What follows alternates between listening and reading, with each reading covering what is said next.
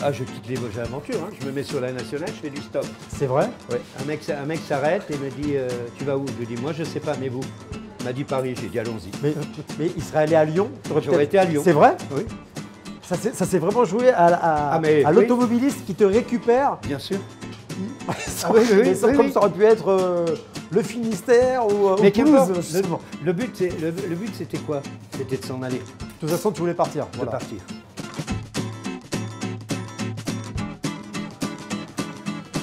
Donne-moi ton doigt.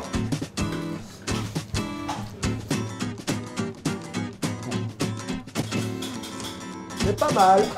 C'est pas mal. C'est pas mal. Voilà, là, la tuerie. On sent la noisette du Piémont. Ouais, tu sens bien la noisette. Donc 19 ans, tu arrives à Paris. Et j'ai commencé naturellement par petit boulot quoi. Mais non, puis tu connais pas donc. Je me souviens le premier, il me dit mais tu cherches quoi comme travail? Bah du travail. Tu sais, ça a été le premier mois qui a été difficile, c'est tout. Le premier mois c'était chiant. Alors, mais alors après. Quand tu arrives à Paris, ça a été le premier jour du reste de ta vie quoi. Oui, j'ai eu un accueil dans Paris, mais je voulais voir autre chose, je voulais connaître autre chose. Et puis je voulais connaître des gens complètement dingues, complètement. Puisque de toute manière, tu sais, j'étais un peu intrépide, hein, j'avais peur de rien. Et je suis resté insouciant, même dans mes affaires. C'est pour ça que j'ai ouvert des endroits comme ça. J'ouvre mon premier restaurant, mais ça c'est un truc complètement dingue. Ça je le dois grâce aussi à Valérie, donc ma compagne. D'accord. On sortait de boîte tous les deux et elle me sort, on passe rue Tournon et elle voit un truc à vendre, marqué à vendre. Et elle me dit mais t'es pas capable de l'avoir. Et 15 jours après je reviens avec les clés en lui disant tiens c'est à nous. Et elle me dit mais attends. T'es un petit peu sur des coups de tête. Mais c'est que des coups de tête ma vie. Et elle me dit mais tu le fais comment? Je lui dis bah écoute moi personnellement je sais pas, j'avais pas d'argent mais ils m'ont dit la société est à vendre. Ah bon? Et alors? Ben, j'ai dit ok, j'achète la société avec son actif et son passif. Et là, ma compagne me dit mais tu sais ce que c'est que l'actif et le passif? Non. J'ai appris après.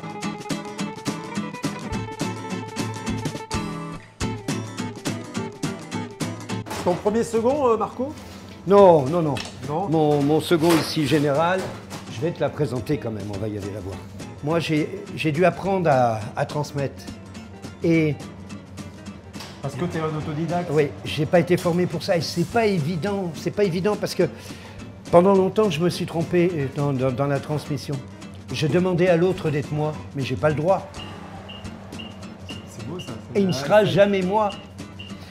Mais sincèrement, j'ai mis des années à comprendre. Maintenant, ça y est. Maintenant, je suis capable avec tous les mômes. Puis, surtout, on parle de transmission, il y a quand même ta fille Jade. Ah bah. On parle de toi. Excuse-moi. Oui, mais on ne peut pas mieux parler de transmission. Oui, mais en même temps. Jade vient d'ouvrir une boutique. Elle vient d'ouvrir une boutique là, oui. À Opéra. Oui, 33 avenue de l'Opéra. Et pardon. Il y a Jacques Génin, maintenant il y a Jade. Jade, oui. Sa boutique s'appelle Jade. Jade, ah oui. Elle a voulu, mais c'est normal si tu veux. Elle veut reprendre l'ensemble, mais elle a besoin de montrer aussi qu'elle est capable aussi. Et puis, ne demandons pas à nos enfants de nous ressembler. Mais quelque part, elle veut aussi tuer le père. Avec amour, mais elle le veut. Mais c'est logique. On ne tue pas Jacques. On ne tue pas. On peut. Non, mais avec amour, mais c'est beau, et c'est tant mieux. Il y a beaucoup de complicité entre vous. Vous êtes très, on est très proches. Est-ce que tu es fier d'elle? D'après toi? Je pense. J'ai vu le regard. Tu vois? Je vais te parler de second. Voilà. Pour moi, aujourd'hui, le premier second que j'ai depuis 20 ans, c'est Sophie. Bonjour Sophie. Sophie, de toute la manière, voilà, elle fait partie de moi. Ça fait 20 ans? Oui. Et si j'existe aujourd'hui,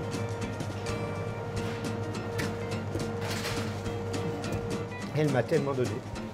Tu peux même pas t'imaginer. Moi, si je suis ému, c'est autant d'émotions. De toute manière, pour moi, elle est indéracinable d'ici.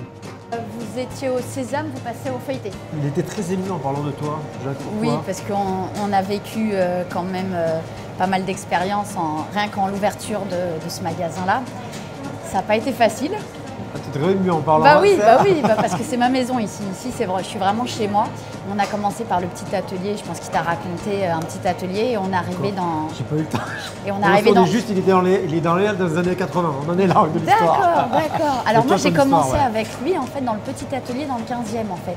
C'était un petit labo, 25 mètres carrés. C'est là où il faisait ses produits pour les grandes... Pour les hôtels, pour les hôtels, toute la restauration, toute l'hôtellerie de Paris et en dehors de Paris. Dans l'ombre. Dans l'ombre, exactement. Et il décide d'ouvrir cette aventure ici, un gros bateau, je suis arrivée. Et là, on va dire les problèmes et l'aventure, et la grande aventure a commencé. On ne connaît pas le labo, on ne connaît pas le magasin. C'est vraiment ici que j'ai pris le poste vraiment de chef de Jacques. Je comprends mieux maintenant l'émotion et le côté... ici, ça a été vraiment... Votre lien très fort, parce que entre le labo, ici, arriver, tenter l'aventure, pour lui, ça a été... Ça a été dur. C'était dur, ouais. Pourquoi ? Lui, déjà, il a changé. Enfin, il n'a pas changé de métier. C'était un métier qu'il connaissait déjà, mais il était vraiment que chocolatier depuis quelques années. Et il est arrivé avec la pâtisserie, c'est-à-dire qu'il passait des nuits à fabriquer sa pâtisserie. Le matin, on ouvrait à 11 h, les plateaux descendaient de pâtisserie. Je te mens pas, une demi-heure après, il n'y avait plus de pâtisserie.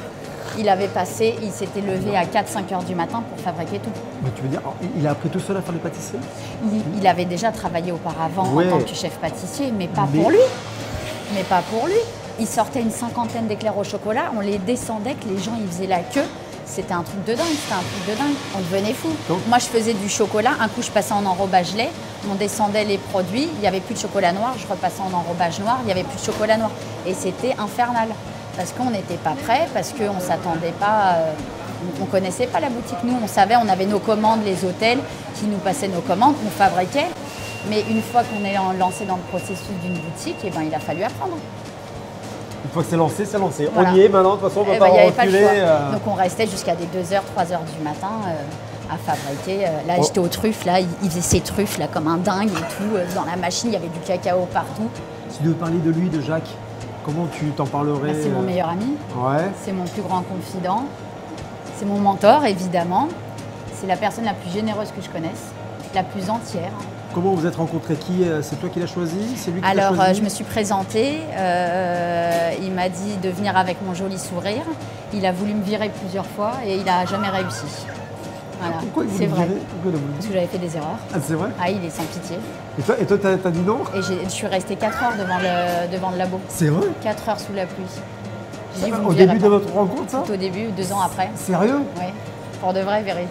Il t'a dit non, je te veux plus. Ouais, il a dit non, c'est bon, va-t'en, tu trouves du boulot ailleurs. Et toi, t'as fait? Je lui ai dit non, je t'emmerde. Non, vraiment. C'est génial l'anecdote. C'est vrai? Ouais. Et ça aussi, ça a scellé un peu votre lien, quoi. Bah oui. D'accord. Il a vu que j'avais mon caractère, que même sous mes gestes un peu timides ou quoi que ce soit, j'avais mon caractère et on s'est apprécié. T'as bien fait bah oui. D'insister, voilà. de ne pas te laisser faire, quoi. Ça fait 20 ans que ça dure, c'est beau. Hein. Quelle est la valeur, je sais pas, ou la chose la plus importante qui t'a apprise? Je dirais la rigueur et le respect du produit et le goût.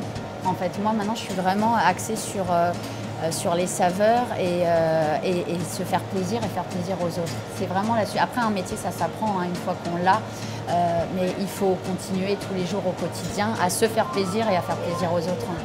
Bon, je pense qu'on va se recroiser un peu aujourd'hui, t'es jamais loin. Hein. Non, je reste là. C'est ça, on est d'accord, ça fait 20 ans que ça dure. Ça fait voilà. 20 ans que t'es pas... Même quand on la vire, elle reste devant, voilà, elle est là. Non, ça. Je partirai pas, je veux. Exactement. Bon. Merci Sophie, à tout à l'heure. Avec plaisir. On goûte? Bah oui, tu goûtes. Tu les prends où les pommes?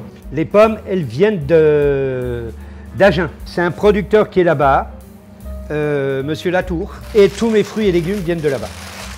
Délicieux. C'est délicieux.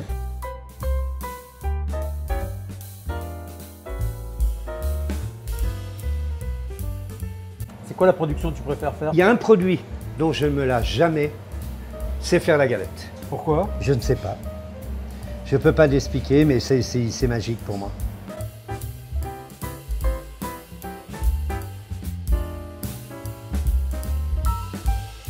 Celle-là, tu vois, on va la manger nous. Pourquoi? Parce qu'elle est assez ouverte? Elle n'est pas belle. Je ne peux pas présenter ça.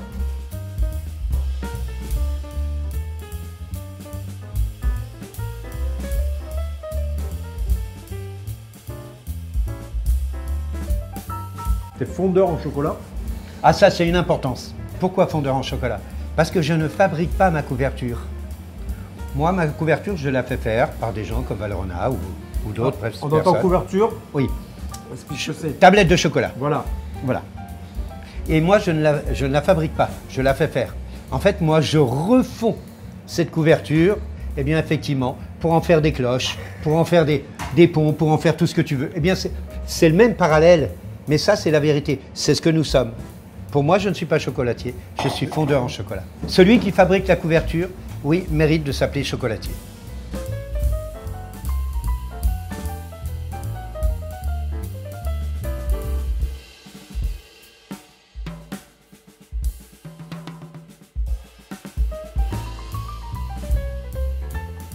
Quand tu arrives ici, tu vois, déjà ça en jette, c'est quand même impressionnant. Mais ce qui était important, c'était l'histoire du bâtiment. Il y a des vestiges encore. Justement, ce vestige-là n'existait plus. Et ce vestige-là, ils avaient mis du ciment. Et moi, j'ai fait casser le ciment et j'ai fait remettre une cloche de voûte. D'accord, ok, ouais. Pour justement rattraper tous ces vestiges. Et après, tout ça, c'est des artisans qui me les ont fait. Tu as gardé le maximum que tu as pu.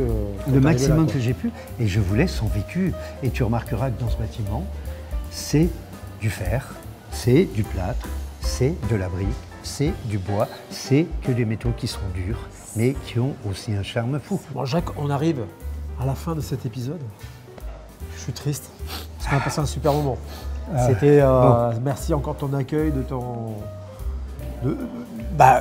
toi, quoi. Hein. C'est vrai que j'allais dire que tu es un passionné, non, tu préfères un autre mot, tu es un amoureux. Je suis amoureux. Mais oui, la passion, c'est le déraisonnement de l'individu. Je l'ai déjà dit. Tu peux. La passion, tu la vis. Mais il y aura un mur. Et le mur, ça va être pour toi. Alors que quand tu as un endroit comme ça, tu es passionné. Oui, mais est-ce que tu vas être capable de le mener jusqu'au bout? C'est pas possible. Et puis la passion qui s'oublie, la passion qui passe comme ça.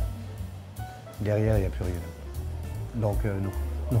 Je suis amoureux de ce que je fais et ça me va bien.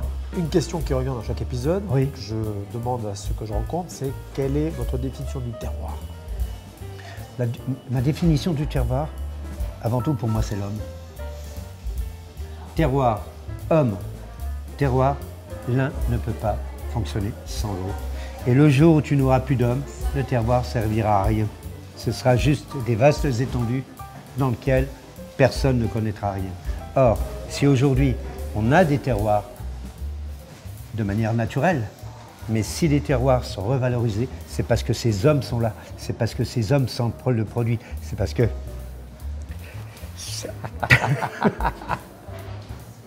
Ces gars ont quelque chose de particulier. Ouais. Ils ont senti que derrière une terre, derrière un arbre, derrière de l'herbe, derrière une plante,